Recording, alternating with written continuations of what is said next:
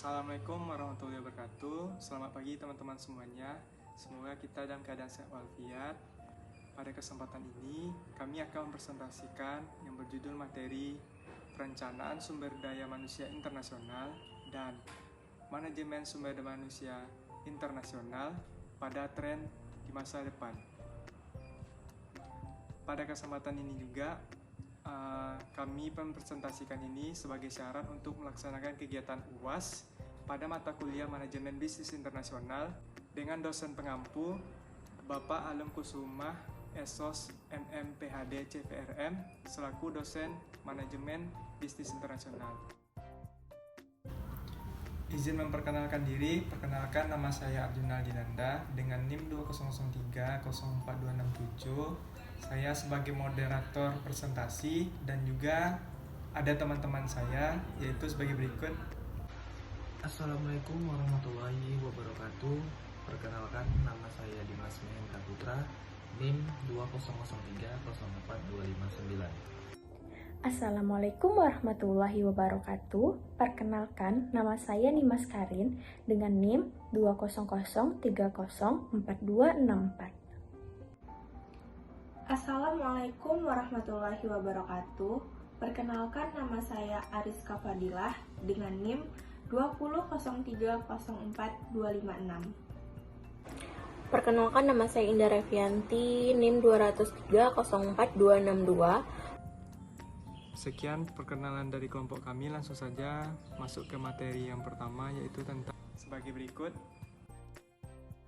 Perencanaan Sumber Daya Manusia Internasional. Kegiatan sumber daya manusia secara global harus disusun dengan menggunakan perencanaan strategi, yang dimana perencanaan strategi yang menunjang ke arah maksud dan tujuan dilaksanakannya kegiatan sumber daya manusia secara global. Dalam menyusun formulasi terhadap perencanaan sumber daya manusia, strategi harus mengenali kondisi lingkungan yang baik itu lingkungan di internal maupun lingkungan eksternal, dan juga harus mengenali kondisi secara baik. Hal ini pun di mana masing-masing pihak yang terlibat di lingkungan tersebut memiliki kepentingan satu sama lain bagi pengembangan sumber daya manusia di masa yang akan datang dan juga di era globalisasi. Kebutuhan akan SDM global di masa yang akan datang sangat bergantung pada perwujudan manusia. Tantangan dalam konteks globalisasi tersebut harus dihadapi dengan suatu strategi untuk tidak kalah bersaing dengan negara lain. Sehingga globalisasi memunculkan dan mengisyaratkan produk baru seperti pasar baru, mindset baru, kompetensi yang baru, dan cara berpikir bisnis baru kepada sumber daya manusia. Itulah tentang penjelasan perencanaan sumber daya manusia internasional. Selanjutnya kita akan memasuki apa itu tren sumber daya manusia di masa depan. Bisnis atau perusahaan yang menolak mengadopsi tren ini dapat diprediksi akan kalah modern dan tertinggal dalam hal potensi sumber daya manusia. Para pemimpin bisnis atau perusahaan harus bisa menyesuaikan gaya kepemimpinan dan manajerialnya, menyesuaikan diri untuk bekerja dengan pekerja yang tidak hadir secara fisik setiap harinya, mengaplikasikan luas sekali proses rekrutmen, seleksi wawancara, dan orientasi pekerja baru juga bisa dilakukan dari jarak jauh, juga bisa menggunakan sistem teknologi, dan juga menyiapkan dan mengelola portal online, sistem berbasis cloud bagi para eksekutif dalam bidang SDM. Pastikan perusahaan dan bisnis Anda pun siap menghadapi tren pekerjaan hybrid atau WFA. Pastikan perusahaan dan bisnis Anda pun siap menghadapi tren pekerja hybrid dan WFA ini akan datang. Itulah materi tentang work from anywhere di masa depan. Selanjutnya, angkatan kerja generasi Z. Perlahan tapi pasti, bisnis dan perusahaan di semua industri termasuk SDM yang sudah ada di dalamnya perlu menyesuaikan diri dengan munculnya generasi yang memasuki dunia kerja. Inilah kaum muda, para milenial dan generasi Z, yang mulai memasuki dunia kerja selama beberapa tahun terakhir ini dan akan menjadi mayoritas SDM di dunia kerja. Setelah milenial, generasi Z lulus dari sekolah yang menengah atau perguruan tinggi dan segera berbondong-bondong memasuki dunia kerja. Bisnis dan perusahaan akan segera menemukan bahwa dari pekerja muda ini mengalir serangkaian ide, pemikiran, dan prioritas yang berbeda untuk karir profesional. Misalnya, generasi Z berharap bisa memiliki jadwal, pola, dan durasi kerja yang fleksibel. Lebih suka berhubungan dengan supervisor atau manajer mereka secara teratur, menginginkan umpan balik tentang kinerja mereka, dan harus untuk berkolaborasi dalam berbagai misi yang menantang. Jika Anda memimpin bisnis atau perusahaan, Anda harus bisa beradaptasi dengan karakteristik generasi Z dan siap memberi mereka fleksibilitas dan kolaborasi yang mereka inginkan, sekaligus membawa mereka berkarya sampai potensi optimal. 3. Manajemen sumber daya manusia secara digital dan all-in-one atau menyeluruh. Teknologi baru banyak mengubah dinamika lingkungan kerja. Hal ini terutama terlihat pada manajemen sumber daya manusia. Salah satunya dengan berbagai alat bantu atau aplikasi digital yang bersifat all-in-one atau menyeluruh.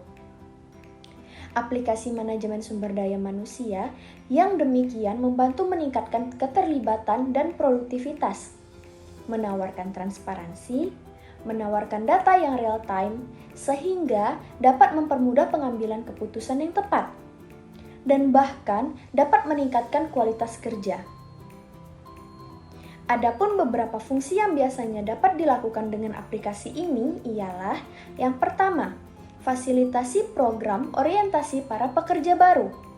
Yang kedua, fasilitasi kesenjangan komunikasi antar pekerja, baik lintas jarak yang jauh. Ketiga, fasilitasi pelatihan pekerja. Yang keempat, otomatisasi proses kerja harian sehingga dapat lebih cepat dan lebih murah. Yang kelima, pelacakan waktu yang lebih akurat untuk pemrosesan upah kerja. Dan yang terakhir, fasilitasi penerapan budaya keselamatan kerja atau safety culture.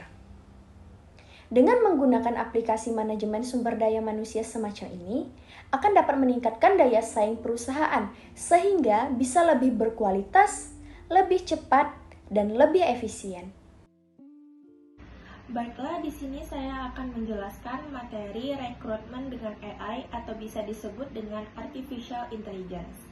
Salah satu produk perkembangan teknologi yang luar biasa ialah AI atau Artificial Intelligence.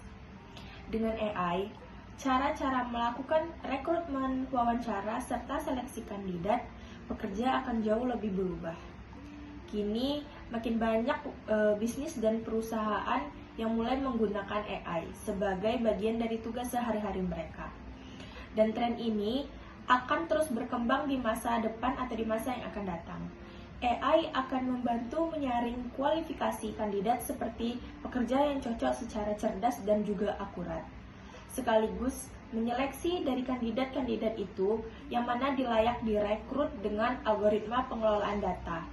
Bahkan sekarang ada juga robot digital atau bisa disebut dengan chatbot yang dapat menangani berbagai pertanyaan dan wawancara kandidat pada tahap awal secara otomatis. Baiklah, selanjutnya ada penggunaan Artificial Intelligence. Dapat memberikan berbagai manfaat yang signifikan yang memungkinkan praktisi dapat bekerja secara lebih optimal dan juga efisien. Berikut beberapa manfaat utama yang meliputi Artificial Intelligence, yaitu yang pertama, peningkatan efisiensi AI dapat mengotomatisasi tugas-tugas rutin dan administratif dalam HR, seperti pemrosesan data karyawan, administrasi penggajian, dan manajemen absensi. Hal ini mengurangi beban karyawan manual dan memungkinkan mereka fokus pada tugas-tugas yang lebih strategis. Selanjutnya, yang kedua, pengambilan keputusan yang lebih cerdas. AI dapat menganalisis data karyawan secara menyeluruh dan memberikan wawasan yang berharga. Hal ini membantu HRD membuat keputusan yang lebih informasional, dari cerdas terkait seleksi karyawan, pengembangan karir, dan manajemen kinerja. Dan yang ketiga yaitu rekrutmen yang lebih aktif. AI dapat digunakan dalam proses rekrutmen dengan lebih efisien. Algoritma AI dapat menganalisis CV, melacak perilaku online, dan bahkan melakukan wawancara virtual. Hal ini mempercepat proses rekrutmen dan memungkinkan akurasi pemilihan kandidat. Baik, berikut juga ada contoh penggunaan AI dalam HRD, yaitu proses rekrutmen menggunakan ATS untuk sortir CV yang masuk. Penerapan AI dalam proses rekrutmen dapat dimulai dengan memanfaatkan sistem applicant tracking system atau bisa disebut dengan ATS. Dengan menggunakan ATS, tim HR dapat secara otomatis menyortir dan mengevaluasi CV yang masuk berdasarkan kriteria yang telah ditentukan sebelumnya. Hal ini juga membantu mempercepat proses seleksi awal dan meminimalkan waktu dalam yang diperlukan untuk melihat setiap CV secara manual. Untuk melakukan transisi ke penggunaan ATS, penting bagi tim HR untuk memberikan pemahaman kepada seluruh tim mengenai manfaat penggunaannya. Penggunaan teknologi ini dalam mengurangi beban kerja manual yang meningkatkan efisiensi dalam menemukan calon terbaik. Selain itu, tim HR juga memberikan pelatihan kepada anggota tim terkait penggunaan ATS agar mereka dapat memanfaatkannya secara dengan optimal. Baik, ada juga contoh lain yaitu kombinasi penempatan tim dan juga manajer. AI dapat membantu HR dalam menemukan kombinasi yang tepat antara karyawan, tim dan juga manajer yang sesuai. Dengan menggunakan algoritma yang cerdas, AI dapat menganalisis data individu seperti keahlian, preferensi kerja, dan gaya kerja, serta membandingkannya dengan profil tim dan manajer yang ada. Hal ini memungkinkan HRD untuk mengoptimalkan penempatan karyawan sehingga mereka dapat bekerja secara efektif dan juga produktif. Untuk melakukan transisi yang lancar, HRD perlu menjelaskan kepada tim mengenai peran dan manfaat AI dalam proses pencocokan tim, termasuk meningkatkan sinergi, kolaborasi, dan kinerja tim secara keseluruhan. Melibatkan anggota tim HRD dalam tahap implementasi AI dan memberikan pemahaman yang cukup tentang keputusan yang diambil berdasarkan analisis AI yang akan membantu mengurangi resistensi dan memperkuat penerimaan teknologi ini di dalam organisasi. Dan yang terakhir, kesimpulan dari penggunaan AI dalam HRD dapat memberikan manfaat dalam ranah pekerjaan. HRD seperti proses rekrutmen yang lebih efisien, penempatan karyawan dan tim dengan kombinasi yang dapat meningkatkan kualitas pekerjaan. Dalam menerapkan AI, perusahaan dalam hal ini praktis HR perlu mempertimbangkan manfaat dan tantangan yang ada, serta memastikan pemahaman yang baik, kebijakan privasi, data yang jelas, dan keterlibatan aktif dari HRD berikut. Contoh penggunaan AI dalam HR meliputi penggunaan ATS dalam proses rekrutmen, penempatan tim. Konsekuensi penting dari pandemi ini adalah tentang masalah kesehatan. Isu kesehatan pekerja pun menjadi isu utama dari sebuah bisnis atau perusahaan tersebut. Kita tahu bahwa setiap bisnis atau perusahaan kini wajib menerapkan protokol kesehatan untuk COVID-19. Tren SDM tidak hanya menyangkut penyakit fisik seperti yang dialami masa pandemi kali ini, hingga orang-orang mengalami tekanan dalam kesehatan mental dan emosional mereka sendiri. Hal ini berarti perusahaan atau bisnis harus membuat program kesehatan pekerja yang menyeluruh Bahkan secara khusus berfokus pada kesehatan mental. Bisnis atau perusahaan Anda perlu menemukan metode untuk mendeteksi gangguan kesehatan mental di antara pekerja dan memastikan mereka memiliki sumber daya untuk menangani permasalahan yang terjadi pada diri mereka sendiri. Pada saat yang sama, perusahaan atau bisnis perlu mendorong pekerja untuk menjaga kebugaran fisik, berolahraga teratur, menjaga pola makan, dan menerima penanganan yang mereka butuhkan jika mengalami gangguan kesehatan fisik atau mental yang dialami pada mereka sendiri. Baik, sekiranya presentasi yang bisa kami jelaskan dapat disimpulkan bahwa pada materi tersebut kami menyimpulkan mengetahui dan memahami bagaimana pekerja hybrid dan pola kerja WFA, work from anywhere, dan juga mengetahui dan memahami angkatan kerja pada generasi Z. Selanjutnya juga mengetahui dan memahami manajemen sumber daya manusia secara digital dan secara menyeluruh, dan juga mengetahui dan memahami bagaimana rekrutmen dengan artificial intelligence. Dan juga yang terakhir, kami juga mengetahui dan memahami fokus pada aspek kesehatan kerja. Sekiranya presentasi yang bisa kami sampaikan, mohon maaf jika ada kesalahan kata atau kekurangan.